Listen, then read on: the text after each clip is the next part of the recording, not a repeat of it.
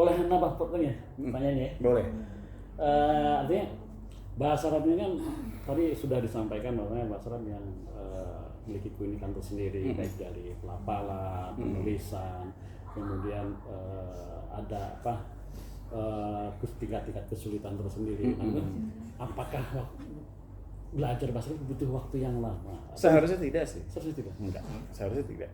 Yang menjadi jebakan dalam hidup kita itu adalah bahasa dan sastra itu dipelajari dalam perguruan tinggi. Artinya, tapi ingat ini juga bagus dalam perspektif untuk menambah khasanah sekaligus basic keilmuan tentang bahasanya, linguistiknya ya. Ya, bahasa Arab sebagai bahasa yang unik tadi dibilangnya, dia kan terkenal dengan istilah logatud dot.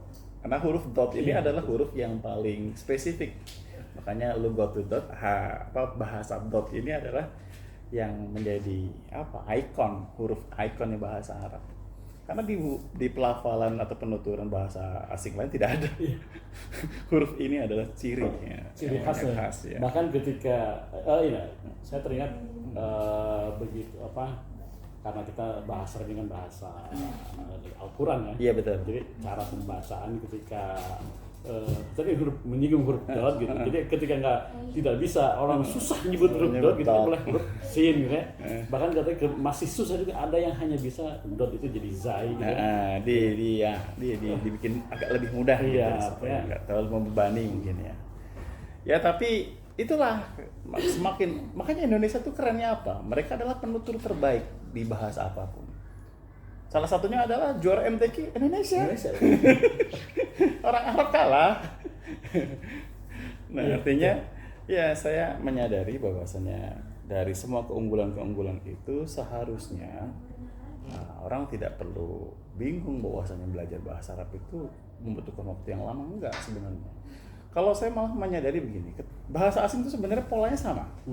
Ketika kita mau, nih anak-anak yang di SMK saya bilang, kalau kamu pengen dapat gaji besar, nanti ketika pasca lulus SMK, segeralah daftar untuk magang di Jepang. Kalau nggak suka bahasa Arab, Jepang itu gaji magang 20 juta per bulan. Artinya kalau mereka paham bahwasanya Jepang juga punya pola yang sama di bahasanya, 3 bulan. Pun demikian dengan Jerman, Perancis, dan beberapa bahasa asing yang lain. Korea pun juga sama. Rata-rata 3 bulan pengantarnya. Anak saya yang di Turki juga 3 bulan. Anak bapak ada yang di Turki? Di Turki. Masya Allah. Kuliah. Nah, artinya bahasa itu pada prinsipnya cuma untuk menjadi pengantar. Karena kalau kita nggak dijorokin ke sebuah daerah yang memiliki penutur terbanyak di daerah itu, bahasanya sepertinya kita tidak akan terbiasa. Ya, kita belajar dari orang Bali lah. Orang Bali itu apa sih yang mereka takuti dari orang-orang bule? Cascus, pada dari kecil pada. Memang lingkungan. Lingkung biah ya tadi. Biahnya itu sudah membentuk gitu. Ya. Anak saya sekarang sudah bikin postingan status pakai bahasa Turki. Ayahnya bisa berpaling. Ayahnya bengong. Jadi faktor terpenting juga lingkungan yang mendukung. 3 bulan Anda di KBRI atau di tempat asal di sana, ketika nanti pasca keberangkatan, insya Allah sih sudah bisa. Artinya membiasakan diri. Karena seperti saya kan paling gampang kita lah. Saya orang Jawa nih, main ke Sunda. Yang 1 hari 2 hari pertama bingung menyapa orang. Hadiah itu apa? Itu naon apa? Nah, itu adalah hal-hal yang ternyata kita harus seminggu 2 minggu ternyata bisa paham. Saya di Papua juga begitu. Ya pernah tinggal di Papua. Iya. Gimana tuh hari pertama gitu? Lucu kan? Ada ungkapan yang lucu tuh begini. Pak Guru kan, saya dipanggil Pak Guru sama guru yang lain ya. Pak Guru, sapi main bola. Wah, nanti sore ya. Oke. Saya tungguin sampai sore itu. Mana sapinya yang main bola? Sapi main bola. Sapi main bola. Sapi main bola. Dikira sapi main bola. Iya. Padahal kan artinya saya pergi main bola. Oh, saya pergi. Dikira. Orang sana suka menyingkat masalahnya. Orang kita orang kan begitu. Iya. Pace, mace. Nah, itu adalah keunikan dalam berbahasa. Artinya bahasa sebagai arbitrer kan, mana sukanya dia kan. Kadang-kadang ya sudah penutur masing-masing. Karena sayang, karena saya sudah sayang sudah jadi su. Nah, ya udahlah, saya pikir kita harus dijeblosin dulu sebagaimana orang yang berenang. Nggak bisa berenang dijorokin. Artinya itu yang paling efektif Paling untuk efektif. Mengembangkan bahasa ya. Bahasa dan melawan Melawan ketakutan. ketakutan. Ini sekalian ditenggelamin sekalian gitu, ke gitu. lingkungan yang memang lebih ahnya atau lingkungan yang memang sudah terbiasa menutur dengan bahasa. Iya, bayi aja kan begitu kan. Iya, Dia betul. dari bayi dia kan sudah terbiasa berenang kan di apa? Di dalam rahim. Apa namanya? Ketuban. Ketuban ya. Iya, ketuban. Makanya orang bule itu anaknya ketika lahir di air atau ketika bayi pun dicemplungin di air kan. Mereka biasa-biasa aja kan dengan nalurinya sudah bisa Kalau berenang. kita gimana?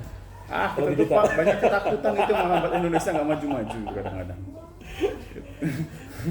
Saya makanya ketika ditawarin mau dinas di mana, ada tawaran apa, hayo jalan, gue bilang gitu. Papua yang saya nggak pernah tahu daerahnya kayak apa, jalan sendirian pakai tiket berbekalkan apa, tiket online dari dinas. Waktu itu udah berkeluarga tuh, Bu? Udah, Sudah. Dibawa berarti keluarga. enggak. Enggak. Saya pengen tahu dulu dong. Kalau saya nggak betah gimana nanti? Nah, intinya seperti itu. Artinya kita harus berani untuk memaksakan diri. Jadi perkara lama atau relatif cepat, insya Allah bahasa Arab itu bisa ditempuh dengan waktu yang lebih cepat. Terima kasih Pak Surat atas penjelasannya. Artinya pada intinya bahasa itu tidak sulit untuk dipelajari. Ya. Itu kan bahkan tidak kemampuan memerlukan- naluriah biasa orang itu. bahkan tidak diperlukan waktu yang lama. Terus tahu bagaimana dengan di sekolah gitu? Apakah dengan jam pelajaran yang ada, misalnya sepekan itu hanya 2 jam atau 3 jam, itu kira-kira menurut Pak Asri itu mencukupi nggak untuk mencapai target itu? Ya, tidak menyenangkan dalam sebuah pembelajaran karena intervalnya terlalu jauh, tidak efektif. Tidak efektif. Lebih baik belajar 1,5 bulan tapi full Full. setiap hari ketemu, ketimbang belajar sampai 2 semester ya, berarti setahun, tapi dipecah-pecah per minggu. Itu pasti akan berbeda, Hasilnya akan berbeda. Tapi yang jelas mereka nanti akan terbiasa mungkin dari segi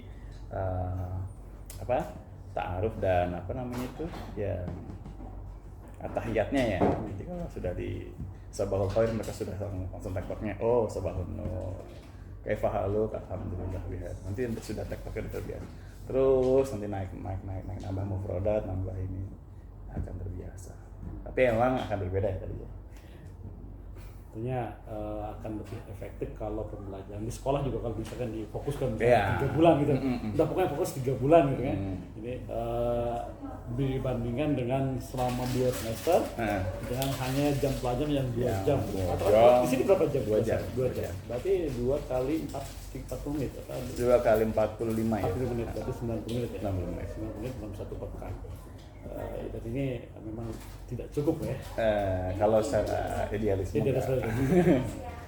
Tapi karena di sini adalah sebagian blog, saya pikir ya easy going aja. Artinya minimal ada pengenalan besar ya. Ada mereka bisa ngapain. Itu Pak Asef. Terima kasih banyak Pak Asrul atas waktunya. Cuman itu aja. Itu aja. Oh ya Allah, saya pengen dikulik lebih jauh padahal. Kalau dalam konsepnya Pak Asef, bahasa Arab itu Pak Asef ngajarin kelas berapa? Untuk saat ini saya ngajar bahasa Arab di kelas 3. Kelas 3. Tingkatnya tingkat Rendah ya? tingkat SD. Kelas rendah ya? Kelas Iya, kelas rendah. Kelas rendah. Karena kan kelas tinggi dimulai dari kelas 4 kalau versinya anak-anak SD. Tapi itu mereka sudah ini terbiasa. Paling menghafal yang itu anggota tubuh paling. Ya, itu dia apa namanya?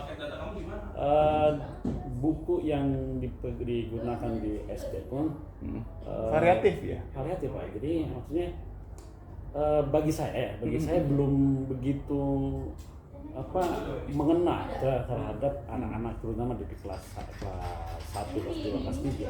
Soalnya masih banyak yang tadi seperti yang kesulitan tadi, Betul. sulit melafalkan huruf atau menulis ya. Artinya di buku yang kita pelajari di tingkat SD itu kelas 1 aja sudah disodorkan dengan hiwar, percakapan atau aruf, mas muka, mas mungkin tujuannya agar lebih terbiasa. Dulu. Tapi pada kenyataannya kan mereka ketika kita sodorkan bentuk tulisannya, mereka belum bisa.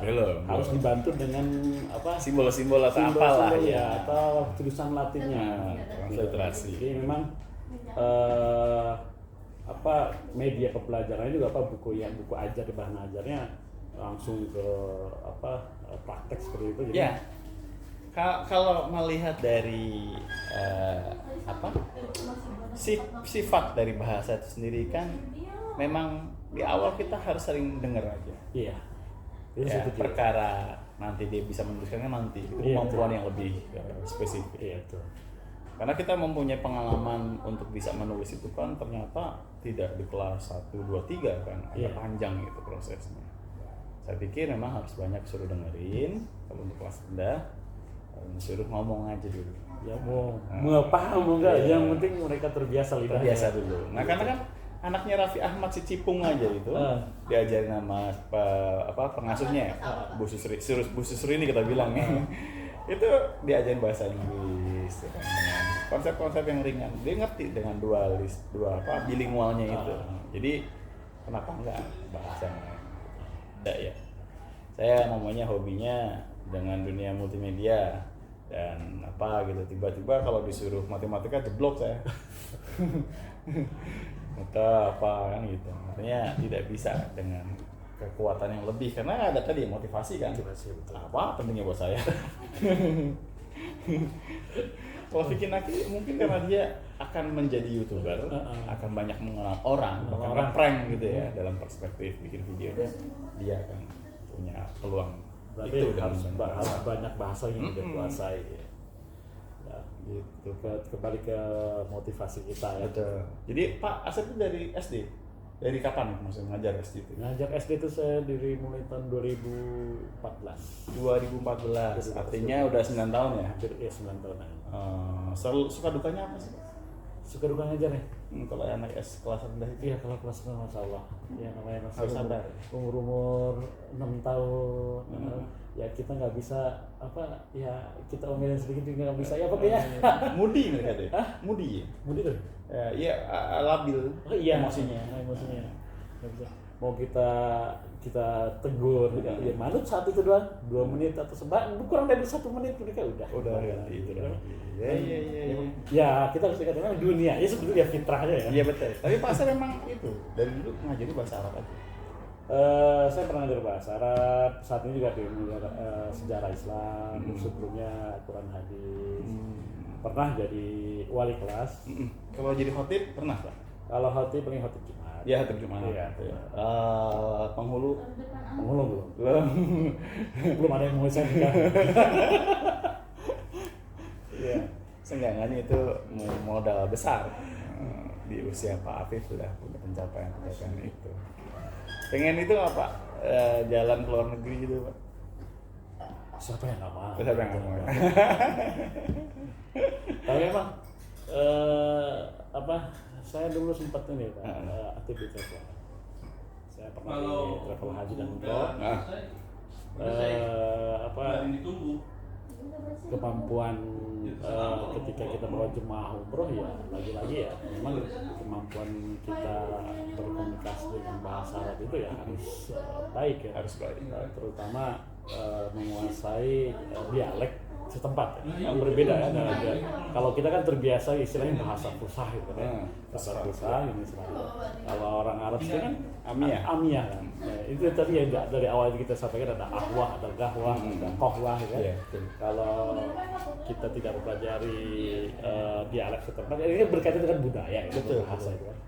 Ya, mau nggak mau kita harus pelajari juga budaya setempat. Seperti tadi disampaikan Papua itu harus Papua terus Sunda. Iya. Yang menjadi inan kita. Tapi pembicaraan kita sudah cukup nih ya, yang versi untuk dijadikan bahan wawancara ya. Iya. Sudah bisa cukup. Ya. Oke, terima kasih buat teman-teman audiens yang mau menonton acara hari ini. Ini formatnya siniar atau podcast. mudah-mudahan sih bisa menjadi manfaat ya, manfaat, bermanfaat ini bisa diambil. Karena banyak Pak di antara para guru itu tidak mau mengungkapkan pengalaman dia dalam bentuk digital model seperti ini. Karena peranan digital itu dalam perspektif guru zaman now itu membantu portofolio dia ke depan. Anda hebat, Anda pintar, Anda berprestasi. Ketika tidak ada yang mensyiarkannya, percuma. ya Akan tetap kan tenggelam. kalah dengan orang-orang yang ilmunya biasa aja, tapi dia bisa menyampaikannya dengan baik. Dan baik.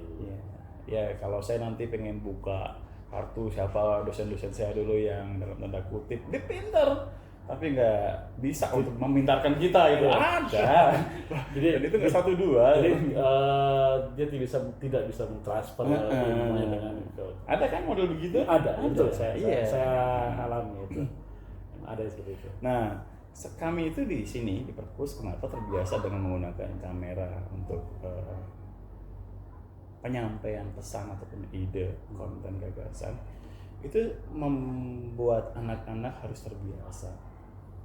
Karena kita juga tahu Gen Z itu paling takut dengan postingan. Pernah ngikutin nggak ininya anak-anak? Mereka itu kan kalau punya IG tapi nggak ada postingannya. Postingan nol. Itu buat apa dia? Bikin story. Iya, karena kalau mereka pengen komentarinya pribadi, nggak mau pakai ada komentar itu bisa dilihat banyak orang. Jadi maunya Punya ketakutan, nggak kayak kita, easy going, nothing tulus gitu kan. Karena ngerasa ya kalau toh pahit-pahitnya suatu saat ngomongnya ada yang nggak suka sama kita gitu, ya udahlah hadapin aja.